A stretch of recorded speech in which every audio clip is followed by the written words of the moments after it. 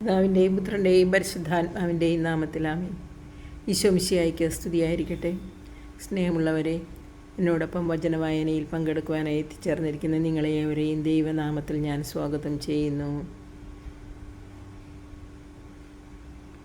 പാവനാത്മാവേ,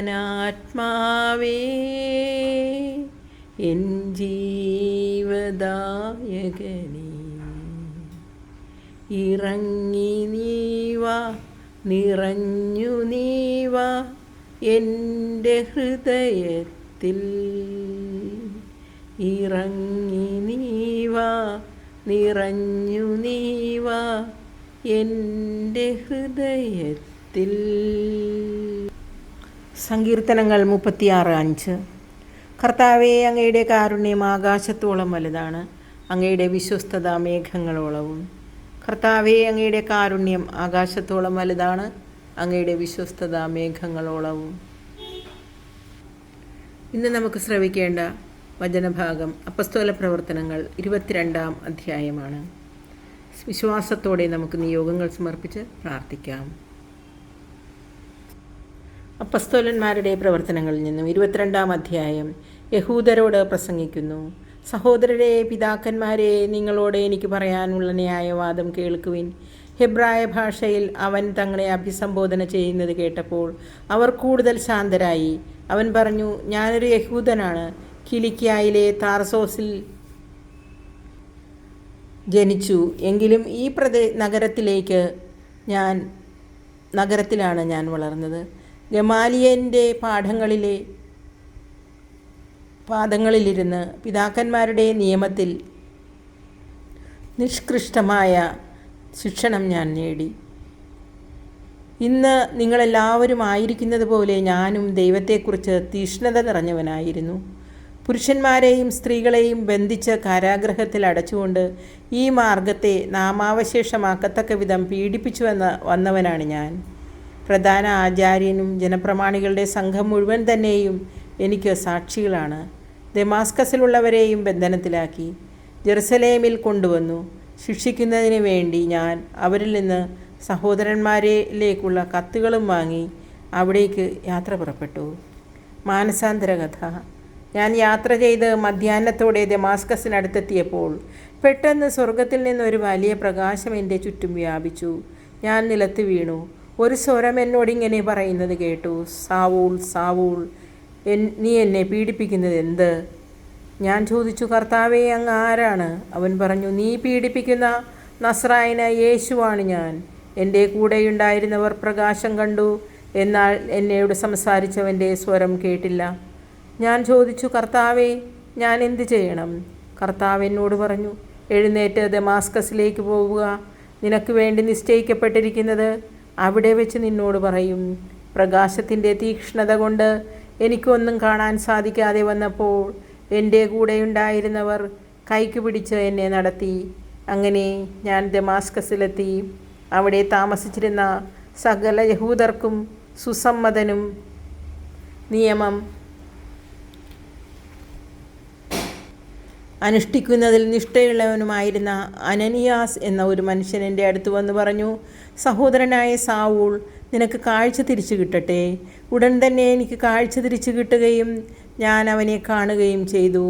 അവൻ പറഞ്ഞു, നമ്മുടെ പിതാക്കന്മാരുടെ ദൈവത്തിൻ്റെ ഹിതമറിയാനും നീതിമാനായ അവനെ ദർശിക്കുവാനും അവൻ്റെ അധരത്തിൽ നിന്നുള്ള സ്വരം ശ്രവിക്കുവാനും നിന്നെ അവിടുന്ന് നിയമിച്ചിരിക്കുന്നു. നീ കാണുകയും കേൾക്കുകയും ചെയ്തതിനെക്കുറിച്ച് എല്ലാ മനുഷ്യരുടെയും മുൻപാകെ അവന് നീ സാക്ഷിയായിരിക്കും. ഇനി നീ എന്തിനു കാത്തിരിക്കുന്നു? എഴുന്നേറ്റ് സ്നാനം സ്വീകരിക്കുക. അവൻ്റെ നാമം വിളിച്ചപേക്ഷിച്ചുകൊണ്ട് നിൻ്റെ പാപങ്ങൾ കഴുകിക്കളയുക. വിജാതിയരുടെ അപ്പസ്തോലൻ. ഞാൻ ജെറുസലേമിൽ തിരിച്ചു വന്ന് ദേവാലയത്തിൽ പ്രാർത്ഥിച്ചു കൊണ്ടിരിക്കുമ്പോൾ എനിക്കൊരു ദിവ്യാനുഭൂതിയുണ്ടായി. കർത്താവ് എന്നോട് ഇപ്രകാരം സംസാരിച്ചു കൊണ്ട് നിൽക്കുന്നത് ഞാൻ കണ്ടു. അവൻ പറഞ്ഞു, നീ വേഗം ജെറുസലേമിലേക്ക് പുറത്തു കടക്കുക. കാരണം എന്നെക്കുറിച്ചുള്ള നിൻ്റെ സാക്ഷ്യം അവർ സ്വീകരിക്കുകയില്ല. ഞാൻ പറഞ്ഞു, കർത്താവേ, ഞാൻ സിനഗോഗുകൾ തോറും ചെന്ന് നിന്നിൽ വിശ്വസിക്കുന്നവരുടെ എല്ലാം ബന്ധനസ്ഥനാക്കുകയും പ്രഹരിക്കുകയും ചെയ്തിട്ടുണ്ടെന്ന് അവർക്കറിയാം. നിനക്ക് സാക്ഷ്യം നൽകിയ സ്തേഫാനോസിൻ്റെ രക്തം ചിന്തപ്പെട്ടപ്പോൾ ഞാനും അടുത്തു നിന്ന് അത് അംഗീകരിക്കുകയും അവൻ്റെ ഘാതകരുടെ വസ്ത്രങ്ങൾ സൂക്ഷിക്കുകയും ചെയ്തു. അപ്പോൾ അവൻ എന്നോട് പറഞ്ഞു, നീ പോവുക, അങ്ങ് ദൂരെ വിജാതീയരുടെ അടുക്കലേക്ക് ഞാൻ നിന്നെ അയക്കും, ന്യായാസന സമക്ഷം. ഇത്രയും പറയുന്നത് വരെ അവർ അവനെ ശ്രദ്ധിച്ചു കേട്ടിരുന്നു. പിന്നെ അവർ സ്വരമുയർത്തി വിളിച്ചു പറഞ്ഞു, ഈ മനുഷ്യനെ ഭൂമിയിൽ നിന്നും നീക്കം ചെയ്യുക, അവൻ ജീവനോടെ ഇരിക്കുവാൻ പാടില്ല. അവർ ആക്രോശിച്ചുകൊണ്ട് പറഞ്ഞു, ഞങ്ങളുടെ മേൽ വസ്ത്രങ്ങൾ കീറുകയും അന്തരീക്ഷത്തിലേക്ക് ചൂഴി എറിയപ്പെടുകയും പൂഴി വാരിയെറിയുകയും ചെയ്തു. അപ്പോൾ സഹസ്രാധിപൻ അവനെ പാളയത്തിലേക്ക് കൊണ്ടുവരുവാനും എന്തു കുറ്റത്തിനാണ് അവർ അവനെതിരായി ആക്രോശിക്കുന്നതെന്ന് അറിയാൻ വേണ്ടി ചമ്മട്ടി കൊണ്ടടിച്ച് തെളിവെടുക്കുവാനും കൽപ്പിച്ചു. അവർ പൗലോസിൻ്റെ തോൽവാറുകൊണ്ട് ബന്ധിച്ചപ്പോൾ അടുത്തു നിന്ന ശതാധിപനോട് അവൻ ചോദിച്ചു, റോമാ പൗരനായ ഒരുവനെ വിചാരണ ചെയ്ത് കുറ്റം വിധിക്കാതെ ചമ്മട്ടി കൊണ്ടടിക്കുന്നത് നിയമാനുസൃതമാണോ? ശതാധിപൻ ഇത് കേട്ടപ്പോൾ സഹസ്രാധിപനെ സമീപിച്ചു പറഞ്ഞു, അങ്ങ് എന്താണ് ചെയ്യാനൊരുങ്ങുന്നത്? ഈ മനുഷ്യൻ റോമാ പൗരനാണല്ലോ. അപ്പോൾ സഹസ്രാധിപൻ വന്ന് അവരോട് ചോദിച്ചു, പറയൂ, നീ റോമാ പൗരനാണോ? അതെ എന്ന് അവൻ മറുപടി നൽകി. സഹസ്രാധിപൻ പറഞ്ഞു, ഞാനൊരു വലിയ തുക കൊടുത്താണ് ഈ പൗരത്വം വാങ്ങിയത്. പൗലോസ് പറഞ്ഞു, എന്നാൽ ഞാൻ ജന്മനാ റോമാ പൗരനാണ്. അങ്ങനെ ചോദ്യം ചെയ്യാൻ ഒരുങ്ങിപ്പോയിരുന്നവർ ഉടനെ അവിടെ നിന്ന് പിൻവാങ്ങി.